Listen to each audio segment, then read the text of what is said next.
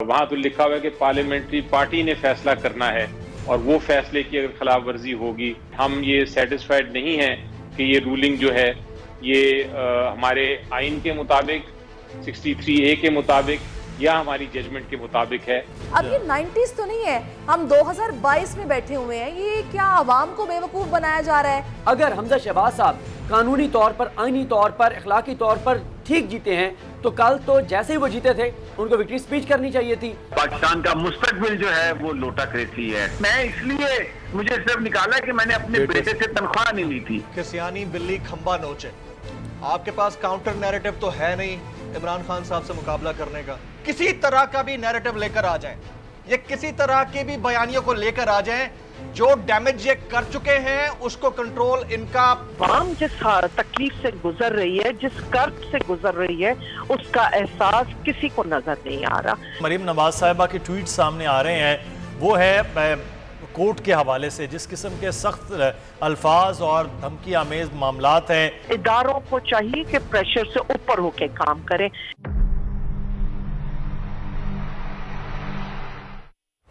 और एक बार फिर से आपको खुश आमदीद कहते हैं। बोल न्यूज़ में मैं हूं मुदस्सर इकबाल, मेरे साथ मौजूद है सहरिश ज़ुहैब। और आज का दिन बड़ा अहम दिन रहा है लाहौर में, जहां पर सुप्रीम कोर्ट लाहौर रजिस्ट्री में आज केस की समाअत हुई। और इस केस की समाअत के दौरान एक जो बड़ा अहम मामला रहा है वो है कि वो कौन सी ऐसी चीज़ थी जिस सुप्रीम कोर्ट के फैसले की जिसको बुनियाद बनाकर जो डेप्यूटी स्पीकर हैं, जो उस दिन के प्रिजाइडिंग ऑफिसर थे, उन्होंने वो रूलिंग दी है। आज रूलिंग के हवाले से ये समाअत थी और हम इस पर बात करेंगे।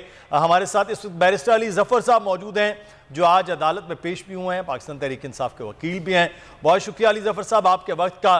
सर, सादा केस है, बड़ा एक अहम मामला है। कल भी आप ट्रांसमिशन के दौरान ये कह रहे थे कि चीज़ें बड़ी क्लियर हैं, लेकिन उस जिसको बुनियाद बनाया गया कि जनाब पार्टी हेड का ये ख़त है, उस पार्टी हेड के ख़त की बुनियाद पर मैं उस उम्मीदवार का भी वोट कैंसिल कर रहा हूं जो खुद इलेक्शन में खड़ा हुआ है।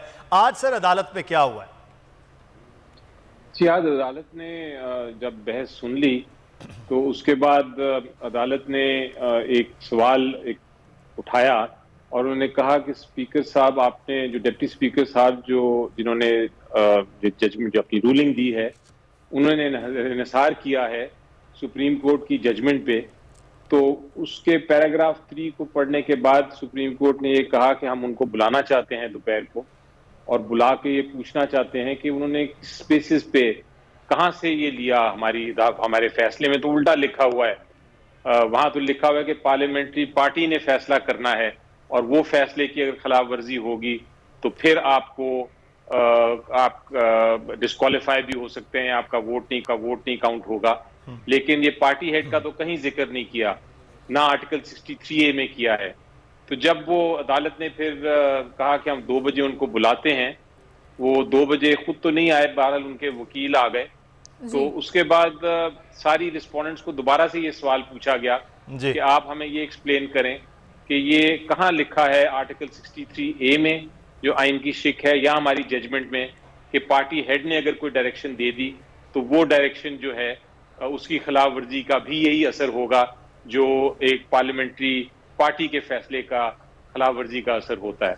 तो जब वो जवाब नहीं मिल सका तो अदालत ने ये फैसला किया कि हम prima facie on the face of it हम ये सेटिस्फाइड नहीं हैं कि ये रूलिंग जो है ये हमारे आइन के मुताबिक 63A के मुताबिक या हमारी जजमेंट के मुताबिक है। हमारे मुताबिक ये लगता ये है कि ये रूलिंग जो है डिप्टी स्पीकर की ये उनके खिलाफ है। लेकिन चूंकि आप टाइम मांग रहे हैं हमसे कि हमने रिप्लाई करना है तो हम मंडे तक का आपका टाइम देते हैं। लेकिन मंडे तक जो चीफ मिनिस्टर होंगे वो उनको वही ऑर्डर लागू होगा जो इलेक्शन से पहले का ऑर्डर सुप्रीम कोर्ट ने पास किया था, जिसमें उनके इख्तियारात एक तरह से महदूद कर दिए गए थे सिर्फ डे टू डे अफेयर चलाने के लिए, ताकि कोई वैक्यूम ना हो। सही। अच्छा, अब इस सारी सूरत हाल में हम ये देख रहे हैं कि रद्द-ए-अमल भी सामने आ रहा है। अभी इससे पहले ट्रांसमिशन में मरीम नवाज के ट्वीट की भी मुदस्सर ने बात की थी, जिसमें वो कह रही थी कि मौजूदा सियासी इंतशार और अदम इस्तेहकाम का सिलसिला अदालती फैसले से शुरू होता है, जिसके ज़रिए आइन की मनमानी तशरीह करते हुए अपनी मर्जी से वोट डालने वालों के वोट ना गिनने का हुक्म जारी हुआ। आज उसकी एक नई तशरीह की जा रही है ताकि अब भी उसी लाडले को फ़ायदा पहुंचे जिसे कल पहुंचाना था, नामंजूर। अमीर अब्बास, ये आपको सिद्दीक समझ जान भी हमारे साथ हैं और सिद्दीक जान, आप इसका फारूकी जवाब भी। दे दीजिए। अब ये 90s तो नहीं है, हम 2022 में बैठे हुए हैं, ये क्या आवाम को बेवकूफ़ बनाया जा रहा है?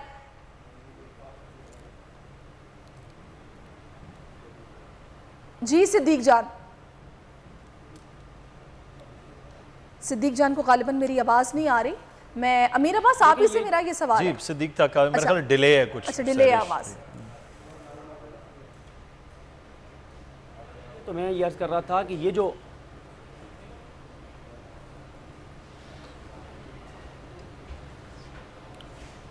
जी मैं ये अर्ज़ कर रहा था कि मरीम नवाज़ साहिबा ने आज जो सुप्रीम कोर्ट पर हमले शुरू किए हैं और पूरी मुस्लिम लीग नून ने उसकी कुछ वजूहात हैं। ये तयशुदा मंसूबे के साथ किया जा रहा है। आज इन्होंने इरफान कादिर साहब को पेश किया जो कि मशहूर है इस बात पर कि वो के दरमियान और मामला किसी और तरफ चला जाए। ये जो आज मरीम नवाज़ साहिबा अटैक कर रही हैं उसकी वजह सिर्फ ये केस नहीं है जो आज वाला है। पहली बात तो ये देखें कि ये वही जजेज़ हैं जिनके फैसले के बाद मुस्लिम लीग नून को इक़्तिदार मिला। रात को अदालतें खुली, मुस्लिम लीग नून के लिए खुली और मुस्लिम लीग नून को फ़ायदा हुआ और उसी केस के फैसले के बाद इनको इक़्तिदार मिला। दूसरा, ये जो अब कर रहे हैं, एक तो इनको पता है कि इन्होंने कितना गलत काम किया है। आप मुझे एक बात बताएं, अगर हमजा शहबाज साहब कानूनी तौर पर, आईनी तौर पर, अखलाकी तौर पर ठीक जीते हैं तो कल तो जैसे ही वो जीते थे उनको विक्ट्री स्पीच करनी चाहिए थी, कारकुनान उनके सड़कों पर निकल आते। लेकिन कल रात हमने लाहौर में देखा, लाहौर की सड़कों पर तहरीक इंसाफ का कब्जा था, नून लीग वाले के नज़र भी नहीं आए। जीत नून लीग गई और शोक का समा भी उधर ही था क्योंकि पता था कि गलत किया है। और मरीम नवाज साहिबा का ट्वीट आप देखें जो उन्होंने कल किया था। ट्वीट की आप बात कर रहे हैं, मैं सिद्दीक आपको यहां पर रोकूंगा। ट्वीट के हवाले से मरीम नवाज कहती हैं कि अगर इंसाफ में धौंस, धमकी, बदतमीजी और गालियों के दबाव में आकर बार बार एक ही बेंच के जरिए मखसूस फैसले करते हैं, अपने ही दिए फैसलों की नफी करते हैं, सारा वजन तराजू के एक पलड़े में डाल देते हैं, तो ऐसे एक तरफा फैसलों के सामने सर झुकाने की तवक्को हमसे ना रखी जाए। बहुत हो गया मौजूदा सियासी इंतशार और अदम इस्तेहकाम का सिलसिला अदालती फैसले से शुरू होता है। एक फैसला जिसके जरिए आइन की मनमानी तशरीह करते हुए अपनी मर्जी से वोट देने वालों के वोट न गिनने का हुक्म जारी हुआ। ट्विटर पर लिखा कि आज इसकी एक नई तशरीह की जा रही है ताकि अब भी इस लाडले को फायदा पहुंचे जिसे कल पहुंचा था। उन्होंने सारी बातें लिखने के बाद यह भी लिखा कि यह फैसला उन्हें मंजूर नहीं है। मैं सिद्दीक आपको यहाँ कथा कलामी, क्योंकि अली जफर साहब हमारे साथ मौजूद हैं, वो खुद सुप्रीम कोर्ट बार के सेक्रेटरी जनरल रह चुके हैं और इस वक्त केस में भी वकील हैं। लेकिन ये अली जफर साहब, मैं चाहूँगा इस पर आप कमेंट करें कि 3 अप्रैल से लेकर मुसलसल जो मामला थे वहाँ तो मीठा मीठा आपअप है, इधर ये जो अब है बाकायदा ये धौंस धमकी तो मरीम नवाज साहिबा की जानिब से अब अदालतों को दी जा रही है, आप समझते हैं?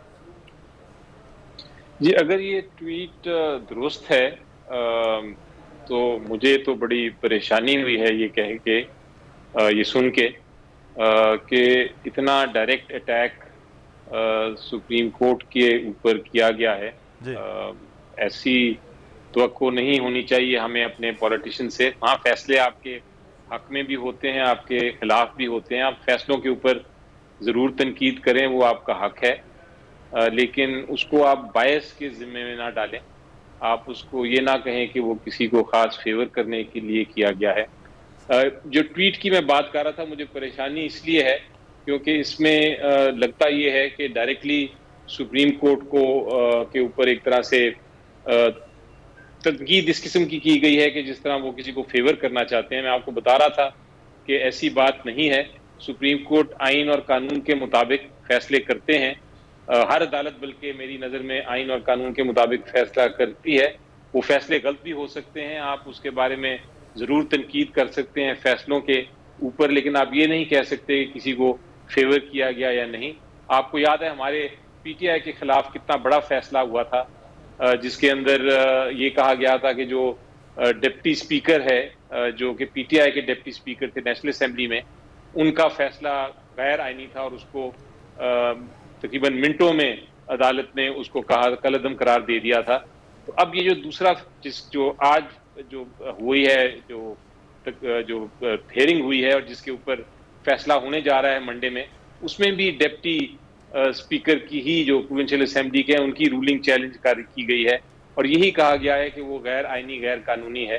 अगर अदालत उसमें अल्टीमेटली फैसला कर देती है कि वो वाकई गैर आइनी था, वो आइन की खिलाफ वर्जी थी, वो हमारी जजमेंट की खिलाफ वर्जी थी और उसको कलअदम करार दे दिया जाता है, तो ठीक है, वो एक जजमेंट है। दोनों जजमेंट्स हैं, एक तरफ दोनों डिप्टी स्पीकर्स की जजमेंट्स गैर आइनी करार दी गई हैं, तो इसमें इतना तनकीद जजमेंट की करने के बजाय अदालत पे अटैक करना मेरा ख्याल है किसी पॉलिटिशियन को सूट नहीं करता। लेकिन इनकी माजी में भी हमने देखा है कुछ ऐसे बयानात भी आते रहे हैं और कुछ हमले होते रहे हैं, लेकिन मुझे यहाँ पर ये समझ नहीं आ रही सिद्दीक जान कि इतना बड़ा शिफ्ट कि आपने नैरेटिव अपना कि यू टर्न नून लीग ले कैसे पाएगी। कभी ये कहते हैं कि जनाब कल तक आइन की तारीफ, उसकी फतह, जमहूरियत की फतह, अदालतें आज़ाद हैं, और आज जनाब हालात बदल गए, जज्बात बदल गए, बयानात बदल गए, एकदम से बदल गए। जी देखिए, मैं आपको ये बता रहा था कि इसकी वजह यह है कि इस एक तो केस ये है, देखिए इन्होंने सिंध हाउस में क्या किया, अभी जिस तरह से ज़मीन ख़रीदे, अभी जिस तरह से एक गैर आइनी काम किया, ये सारी चीज़ें करने के बावजूद जब इनको शिकस्त हुई तो इन्होंने क्या किया।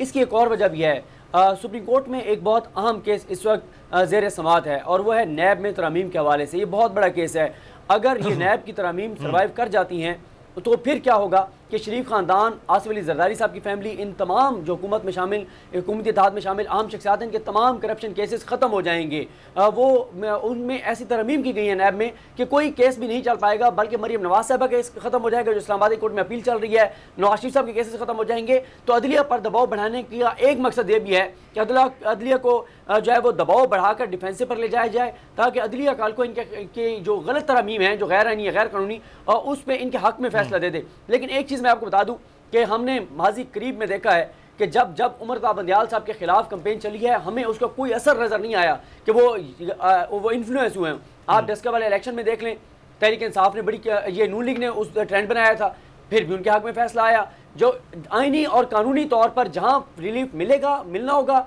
वहाँ नून लीग को मिलेगा, और जहाँ नहीं मिलना होगा आप जितनी धमकियाँ दे लें। और आज कुछ देर बाद नून लीग ने यह मनसूबा तैयार किया है कि आज जो लिबर्टी चौक में इज़हार यकजहती वो कर रहे हैं, पहले वो यौम तशक्कुर था, अब इज़हार यकजहती में तब्दील हो गया है, वहाँ पर अदलिया पर बराह रास्त हमले किए जाएंगे और कोशिश ये की जाएगी कि अदलिया सोमोटो ले और कंटेम्प्ट ऑफ कोर्ट की कार्रवाई शुरू करे, ताकि एक लड़ाई शुरू हो जाए और नून लीग को ऐसा माहौल बनाया कि हम सियासी तौर पर शहीद हो गए। मेरा नहीं ख्याल, मेरी राय है कि सुप्रीम कोर्ट को नोटिस नहीं लेना चाहिए और इनको करने दें जो ये करते हैं। सुप्रीम कोर्ट को आइन और कानून के मुताबिक जैसे वो काम कर रहे हैं उनको इसी तरह से फैसले करने बिल्कुल सही। समी इब्राहिम साहब ने भी हमें उनको भी वेलकम करते हैं। समी साहब, जिस किस्म की ट्वीट सामने आ रही थी इससे तो पता चल रहा है कि अब महाज बाकायदा तौर पर, पहले सहाफ़ियों के ज़रिए दिन भर हम देखते रहे, शाम में मरीम नवाज साहिबा और बाकी लोगों ने अब वो बाकायदा महाज खोल दिया है सुप्रीम कोर्ट के हवाले से, जजेस के हवाले से, और मुतनाज़ करना शुरू कर दिया गया।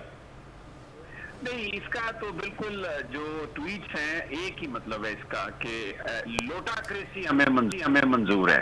पाकिस्तान में पाकिस्तान का मुस्तकबिल जो है वो लोटाक्रेसी है, करप्शन है, बेईमानी है, सिर्फ इसका ये एक मकसद है। और ये अब ऐसे फैसले की मिसाल दे रहे हैं कि जिसकी मिसाल दी नहीं जा सकती। वो फैसला ऐसा नहीं है जैसा उसकी ये इंटरप्रिटेशन कर रहे हैं। वो फैसला भी यही था कि आप पार्लिमानी पार्टी जो है जो वो फैसला करेगी वो काबिल कबूल होगा। तो यहाँ पर भी पार्लिमानी पार्टी, लेकिन ये जो ट्वीट्स किए हैं इन्होंने, ये ट्वीट्स इसलिए किए हैं कि इनको सिर्फ अपनी मर्जी के फैसले चाहिए। ये वही बेंच है जिसने वो फैसला किया था और अब ये वो फैसला उसी चीज की वो इंटरप्रिटेशन कर रहा है। और उन्होंने आज कहा, अली जफर साहब मौजूद हैं यहाँ पर आपके साथ, कि हमें वो बता दें कि जिसका आपने रेफरेंस दिया हमारे फैसले का, तो हमें बता दें, हम भी वो जाएं। और इसीलिए सोमवार को डिप्टी स्पीकर को कहा कि आए आप सुप्रीम कोर्ट में और तमाम अपना वो रिकॉर्ड लेके आए।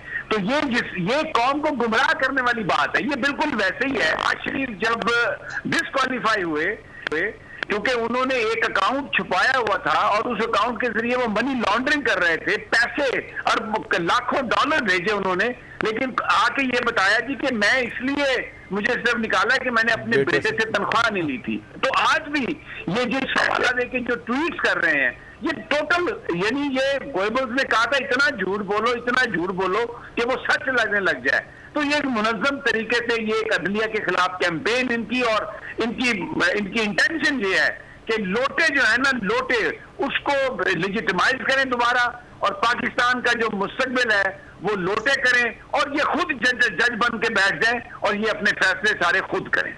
सही, बहुत शुक्रिया आपका समीम रहीम साहब। और मैं अब चाहूँगी जमील के पास जाया जाए। जमील, आपको लगता है कि ये जो अभी इन्होंने जिस तरीके से मरीम नवाज़ ने ट्वीट्स किए हैं, ये तर्ज अमल तो इन्हें खाई में ले जाएगा? पहले इन्होंने वोट को इज़्ज़त दो का जो इनका नैरेटिव था उसको बेतौकीर किया, पूरी मशीनरी का इस्तेमाल किया, फिर भी हार गए, और अब जब ये मामला सारा, ये तो ओपन एंड शट केस है, अदालत में गया है, रूलिंग वो थी नहीं आइन के मुताबिक डिप्टी स्पीकर साहब ने दी, तो अब ये इस पे उतर आए।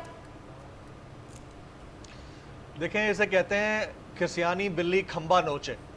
आपके पास काउंटर नैरेटिव तो है नहीं इमरान खान साहब से मुकाबला करने का। अब पीछे बच क्या गया है? आपने वही तमहीदी जुमले कहना शुरू कर दिए हैं कि आज इसकी एक नई तशरीह की जा रही है ताकि अब भी उसी लाडले को फ़ायदा पहुँचे जिसे कल पहुँचा था। अंदाज़ा लगा लीजिए कि इस वक्त गवर्नमेंट में कौन है? मरीम नवाज शरीफ साहिबा के चचा हैं। गवर्नमेंट में कौन है पंजाब में? हमजा शहबाज शरीफ साहब हैं। काबीना किन की है? इनकी है। और ये लाडला किसको कह रहे हैं? जो बाहर रोता फिर रहा है, कह रहा है मुझे इंसाफ दे दो, उसको लाडला कह रहे हैं। अब आप अंदाजा कीजिए कि इनकी फ्रस्ट्रेशन का लेवल कितना है, क्योंकि इनको काउंटर नैरेटिव नहीं मिल रहा, और काउंटर नैरेटिव नहीं मिल रहा तो ये वाहिद बेहतरीन तरीका है सियासी शहादत पाने का कि आप सीधा सीधा सुप्रीम कोर्ट के ऊपर, मुअज़्ज़ज़ अदालत उज़्मा के ऊपर अटैक करें, उनके फैसलों के ऊपर, और किसी ना किसी तरह से आपको सियासी शहादत मिल जाए, और कल को आप पब्लिक में जाकर ये कहने पर मजबूर हो जाएं और उनको ये बताने पर मजबूर हो जाएं, और आपके वो एक बयानिया मिल जाए कि देखें जी, हमेशा की तरह इस दफ़ा भी हमारे साथ जो हुआ वो मुअज़्ज़ज़ अदालत की तरफ से हुआ। तो ये इंतहाई भौंडा हरबा है। इनको उसी तरह से इसमें भी खानी पड़ेगी जिस तरह हमेशा तक खाते रहे। मैं आपको एक बात बताऊं कि ये किसी तरह का भी नैरेटिव लेकर आ जाएं, ये किसी तरह के भी बयानियों को लेकर आ जाएं, जो डैमेज ये कर चुके हैं उसको कंट्रोल इनका कोई भी बाहर से आकर भी नहीं करवा सकता। ये डैमेज कंट्रोल टैक्टिक्स नहीं है। सही। ये मजीद इसको बिगाड़ रहे हैं, मजीद खराब कर रहे हैं, और इसमें उन तमाम हलकों को भी खराब कर रहे हैं जिन्होंने इनको आने का मौका दिया था।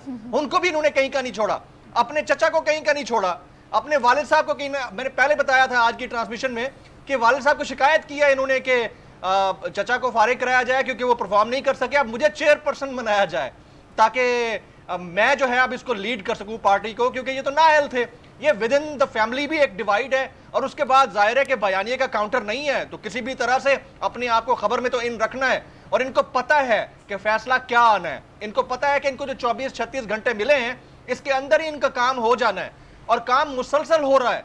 देखें, इलेक्शन कमीशन की बायसनेस है नहीं है, खान साहब उसके ऊपर बात करते हैं, हालात कुछ भी हो, जिस तरह पब्लिक का रेला निकल कर तमाम तर इन बुतों को बहाकर ले गया है जो खानदानी सियासत के परवरदा थे, तो उससे तो यही लगता है कि आइंदा जनरल इलेक्शन आज हो या अक्टूबर में हो, किसी भी सूरत में खान साहब 2/3 मेजॉरिटी से कम पे नहीं आने जा रहे, और ये अपने आप को बचाने के लिए जमील जो है वो काउंटर अब नैरेटिव वाला मामला ही हो गया। अमीर अब्बास साहब के इस वक्त जो सिचुएशन आपके सामने है, एक बयानिया था इमरान खान साहब का, वो बयानिया लेकर चले और उसके बाद रिजल्ट्स जो हैं वो सामने आए हैं। अब मरीम नवाज साहिबा के हवाले से खबर भी सामने आई पाकिस्तान मुस्लिम नून के हवाले से कि नवाज शरीफ साहब नाला भी हुए कि सारे अमल के हवाले से। ये भी खबर हमारे रिपोर्टर ने ब्रेक की कि पंजाब में बाकायदा तौर पर ये जो कुछ हुआ है उसमें इत्तेहादी भी, और साथ ही साथ कुछ मुस्लिम नून के रहनुमाओं की वजह से ये सारा अमल हुआ है। तो अब वो कहेंगे कि वोट को इज्जत दो, कि पुराना जो बयानिया उसको टाकी शाकी मार के साफ सुफ करके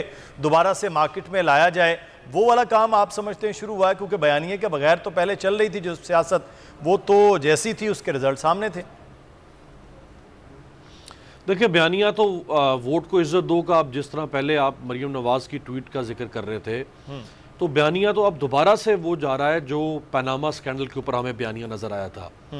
उस वक्त भी ये तलाल चौधरी कहते थे कि नवाज शरीफ ये सुप्रीम कोर्ट में बुत बैठे हैं, और इन बुतों को निकाल के, पता नहीं जैसे कोई बहुत बड़ा बुत शिकन थे नवाज शरीफ के, इन बुतों को निकाल के पाश कर दो। फिर तलाल चौधरी भी कंटेम्प्ट ऑफ कोर्ट में गए, दानियाल अजीज़ भी कंटेम्प्ट ऑफ कोर्ट में गए, निहाल हाशमी भी कंटेम्प्ट ऑफ कोर्ट में गए। माशाल्लाह 3-3 सितारे इस जमात के पास हैं तौहीन अदालत के। अभी आपने मरीम नवाज की ट्वीट तो चलाई, मैं कहूँगा पीसीआर ज़रा राना सनाउल्लाह साहब की ट्वीट भी चलाएं आप। जी, राना सनाउल्लाह साहब जो लॉ मिनिस्टर है, इंटीरियर मिनिस्टर है, और इंटीरियर मिनिस्टर मुदस्सिर वज़ीर आज़म के बाद दूसरी बड़ी अहम वजारत होती है, उसको वज़ीर आज़म का 2IC समझा जाता है। मुल्क का इंटीरियर मिनिस्टर कह रहा है कि वो जजेस मत शामिल करें इस बेंच में जो पहले हमारे खिलाफ फैसले देते चले आ रहे हैं। अब दिलचस्प बात यह है कि आज जो 3 ऑनरेबल जजेस सुप्रीम कोर्ट के जिस बेंच में मौजूद हैं, ये जो अभी हमजा शहबाज की वजारत आला का केस सुन रहा है, यही ऑनरेबल 3 जजेस कासिम सूरी की जो रूलिंग के खिलाफ केस था उसमें भी शामिल है। सो वो इनको मीठा मीठा हप हप, इधर कड़वा कड़वा थू थू। सो इनका तो कोई ना इनका कोई प्रिंसिपल है, ना इनका कोई पॉलिटिकल क्रीड है, ना कोई बिलीफ सिस्टम है। इनका एक ही बिलीफ सिस्टम है और वो ये कि फैसले हमारे खिलाफ आएंगे, हम कोर्ट्स को इंटिमिडेट करेंगे, हम कोर्ट को बुली करेंगे, और इन्होंने कोर्ट को बुली करना शुरू कर दिया है। मरियम नवाज से लेकर राना। अच्छा, अभी एक ट्विटर ट्रेंड चल रहा था कुछ देर पहले जी, जो ऑनरेबल जस्टिस एजाजुल एहसन साहब के खिलाफ चला है। अब अली जफर साहब साथ मौजूद हैं। इतना घटिया ट्विटर ट्रेंड वो चला है, इतना घटिया, और ये आने वाले आपके मुल्क के चीफ जस्टिस भी हैं। ये यानी नून लीग इस पूरे फियास्को के बाद ये बिल्कुल एक तरह से नंगी होकर खड़ी हो गई है आपके अदालती निजाम के सामने, और उन्होंने अपना फैसला सुना दिया है कि हमें चीफ जस्टिस साहब सुन लें, हमें आपका सिर्फ वो फैसला काबिल कबूल है जिसमें आप हमजा शहबाज को चीफ मिनिस्टर बरकरार रखेंगे। उसके से हट के दाएं बाएं अगर आपने कोई फैसला दिया तो हम दीवार पे दे मारेंगे, पहले ही बता रहे हैं आपको। तो ये तो कोई तरीकाकार नहीं है, ये तो कोई जवाज नहीं है कि आप अगर कोर्ट्स को, और वो भी apex court of the country को और जजेस को आप डायरेक्टली हिट करना शुरू कर दें। वही बात है ना मीर अब्बास के फैसले या इंसाफ अपने मतलब का चाहिए, ऐसे कैसे रूल ऑफ लॉ हो सकता है। फिर वही आपने जो बात की कि कासिम सूरी के मामले में मौक़िफ़ और था, अब कुछ और है। बैरिस्टर अली जफर साहब, मेरा आपसे ये सवाल है कि ये लोग अब ट्राइकोटमी ऑफ पावर की बात कर रहे हैं। ये कह रहे हैं कि जी अदालत जो है वो पार्लियामेंट के मामलात में या असेंबली के मामलात में मुदाखलत कर ही नहीं सकती है, और जिस तरीके से रूलिंग्स को या फैसलों को लिया जा रहा है वो भी आपके सामने है। इनके इस मौक़िफ़ में कोई वेटेज है? आपको याद होगा कि एक डिप्टी स्पीकर नेशनल असेंबली की एक रूलिंग थी जी, और वो रूलिंग पे बड़ा एहतजाज किया गया था, और हर पॉलिटिकल पार्टी ने अपना अपना मौक़िफ़ पेश किया था सुप्रीम कोर्ट में, और उनका मौक़िफ़ ये था कि रूलिंग गैर आईनी है, इसलिए अदालत के पास हक है कि वो इस रूलिंग को ख़त्म कर दें। ये वोट ऑफ नो कॉन्फिडेंस के बारे में रूलिंग थी, जहाँ वोट ऑफ नो कॉन्फिडेंस जो था उसके वोट सारे के सारे मुस्तरद कर दिए थे डिप्टी स्पीकर ने। मैं उस वक्त पीटीआई की तरफ से था और मेरी बहस ये हो रही थी, और बहस मैंने ये की, और सारी पीटीआई की साइड से यही बहस हुई कि ये पार्लियामेंट है, पार्लियामेंट में आप किसी किस्म की मुदाखलत नहीं कर सकते, चाहे ये गैर आईनी रूलिंग क्यों ना हो, आप इसमें नहीं कर सकते मुदाखलत। उसके काउंटर जब जवाब आया तो काउंटर सारी जमातें, PMLN भी, पीपल्स पार्टी भी, सब की तरफ से ये आर्गुमेंट थी कि नहीं, आप मुदाखलत कर सकते हैं, क्योंकि अगर स्पीकर या डिप्टी स्पीकर की रूलिंग गैर आईनी होगी तो उस हद तक आप उसको सेट असाइड कर सकते हैं। और सुप्रीम कोर्ट ने उनकी बात मानी और सेट असाइड कर दी।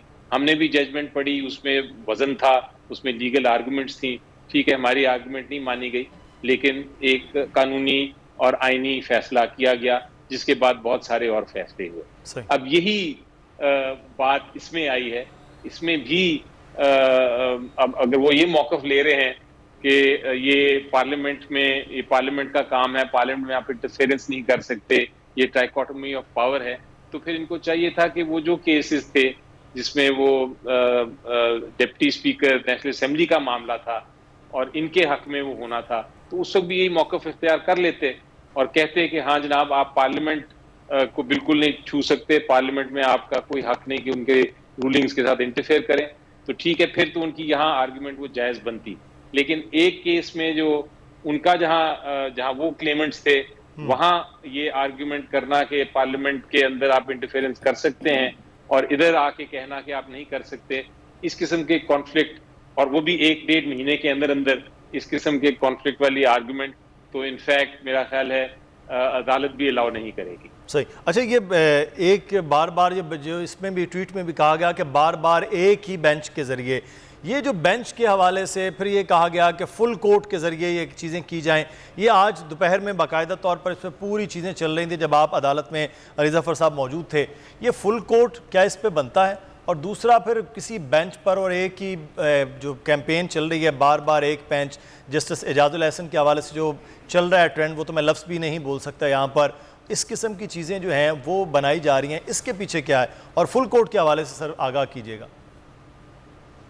सबसे पहले तो फुल कोर्ट बनाना या ना बनाना, ये जो हक है ये चीफ जस्टिस का है, और ये जो कोई लिटिगेंट जो है वो अदालत को फोर्स नहीं कर सकता कि आप इस केस में फुल बेंच बनाएं या ना बनाएं। सही। वो दरखास्त जरूर कर सकते हैं, लेकिन उसको, और बहुत बार दरखास्त की गई है लेकिन अदालतें मानती हैं, कभी नहीं मानती।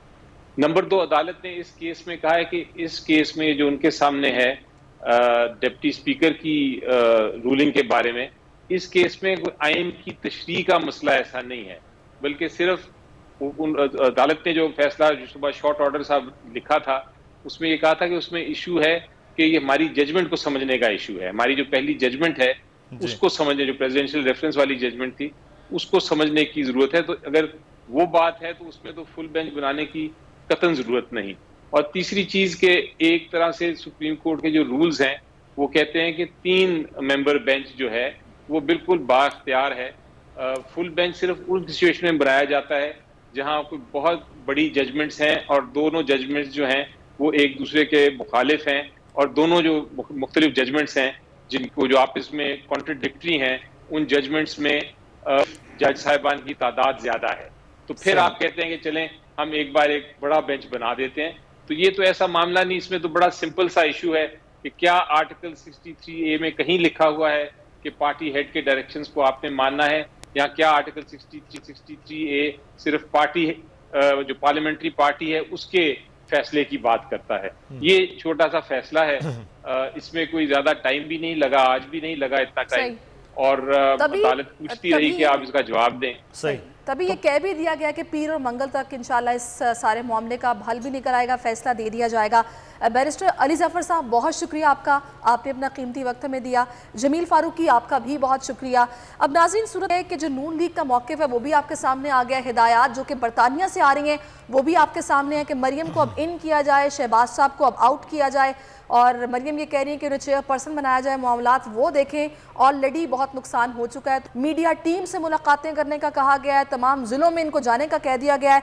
तो मेरा सिद्दीक जान आपसे ये सवाल है, ये जो इन आउट का गेम है, ये जो खिलवाड़ किया जा रहा है अवाम के साथ, कि जब कोई ऐसी सूरत हाल बनती है तो जनाब एक को इन कर दिया जाता है, एक को आउट कर दिया जाता है, फिर कुछ टाइम के बाद वो जो इन होता है वो आउट हो जाता है, आउट वाला इन हो जाता है। मैं इस पर आपसे बात करूंगी।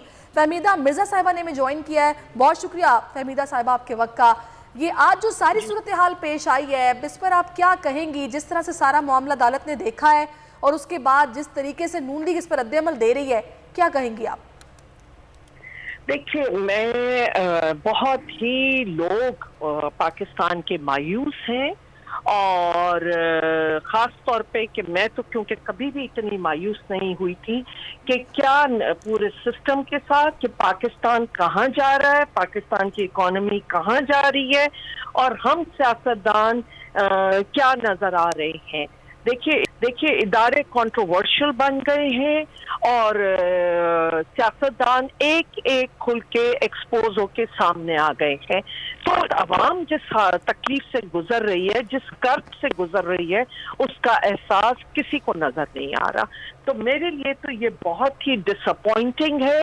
मैं किसी एक पर्टिकुलर पार्टी या उसके हवाले से नहीं कर रही, लेकिन जो कुछ पंजाब असेंबली में हुआ है वो बहुत ही मायूस कुन है। अच्छा डॉक्टर साहब, जो अभी मरीम नवाज साहिबा के ट्वीट सामने आ रहे हैं वो है कोर्ट के हवाले से, जिस किस्म के सख्त अल्फाज और धमकी आमेज मामलात हैं, आप नहीं समझते कि सुप्रीम कोर्ट ऑनरेबल के ख़िलाफ़ अब पूरी जो कैंपेन चलाई जा रही है ये एक और ज़्यादा इस रियासत के लिए, इस मुल्क के लिए और निज़ाम के लिए मुश्किलात पैदा करे? देखिए, क्योंकि मैंने ट्वीट देखी नहीं है इसलिए मैं स्पेसिफिक इसके ऊपर बात करूं, लेकिन मैं ये जरूर कहूंगी क्योंकि कोर्ट अगर वो भी टाइम से और पूरा अगर डिसीजन ऐसे दें ताकि वंस फॉर ऑल एक फैसले हो सकें किसी चीजों के। ये जो एक जिस तरह के फैसले कोर्टों से भी आते हैं वो कोई हल नहीं होता, और पेंडिंग हो जाती हैं बातें, और लोगों की एगनी पड़ती है।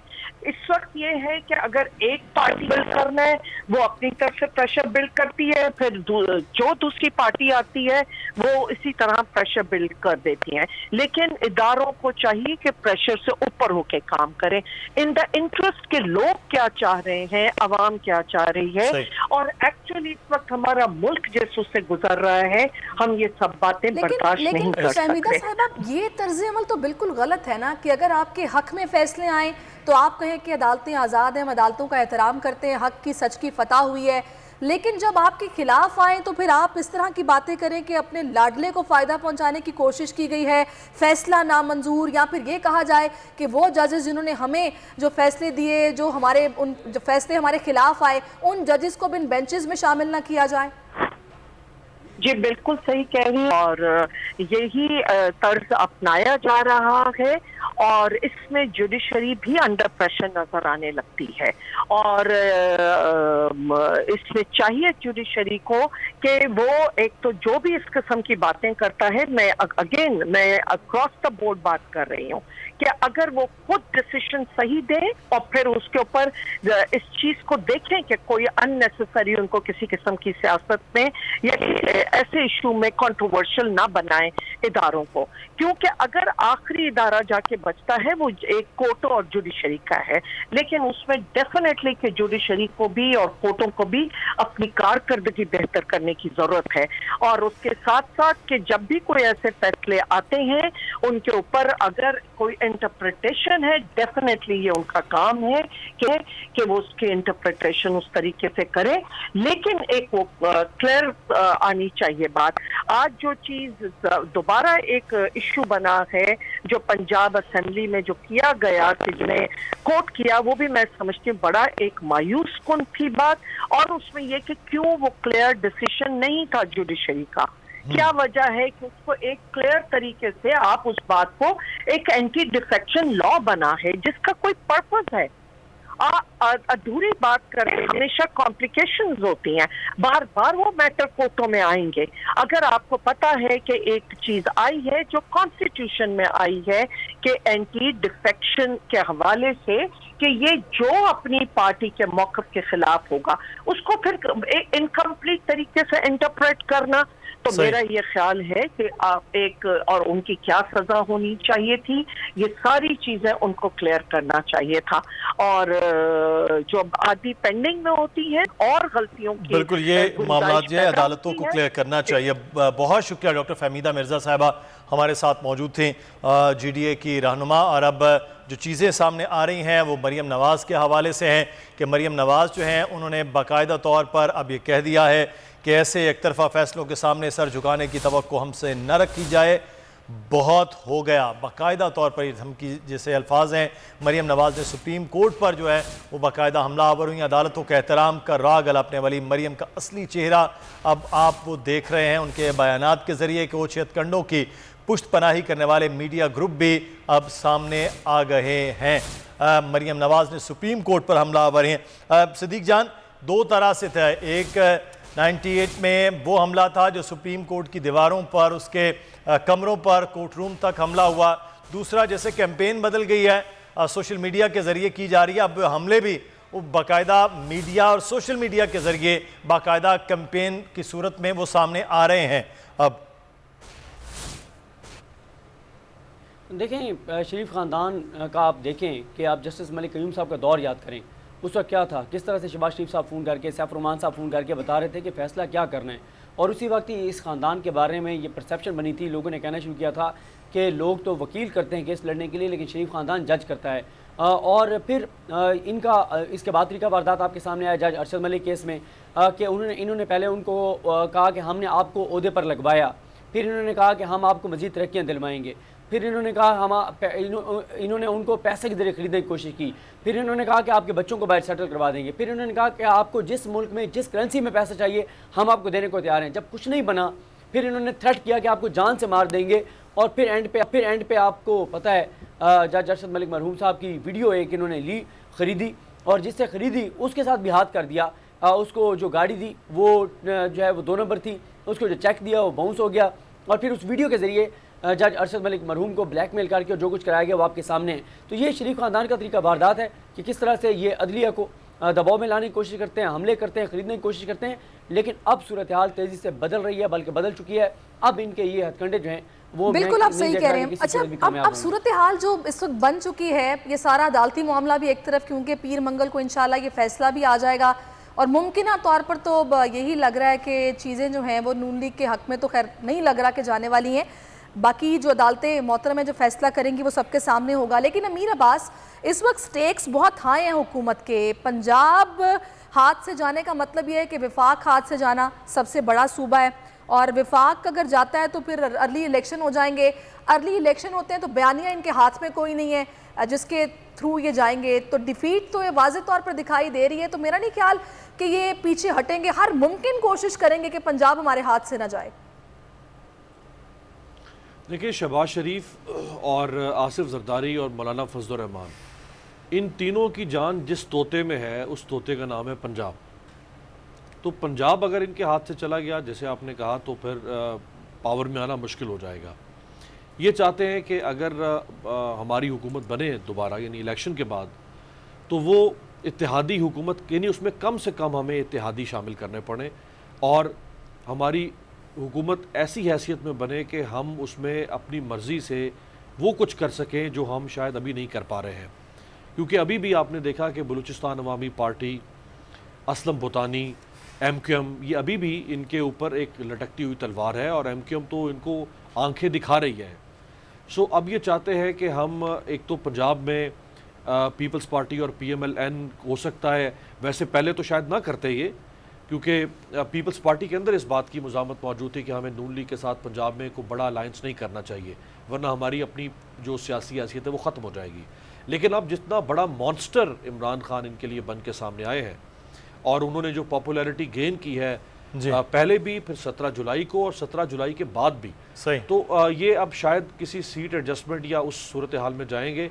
तो इनको पंजाब में हर हाल में अपने इक़्तिदार को बरकरार रखना है और उस इक़्तिदार को बरकरार रखने के हवाले से जो बयानिया अमीर अब्बास वो बनाया जा रहा है, उसकी सूरत हमें एक नज़र आ रही है मरियम नवाज साहिबा के इन बयानात से भी। बहुत शुक्रिया अमीर अब्बास, आपके भी वक्त का। सिद्दीक जान, आपका भी बहुत शुक्रिया। मुदस्सिर इकबाल और सहरिस ज़ुहैब को इजाज़त दीजिए।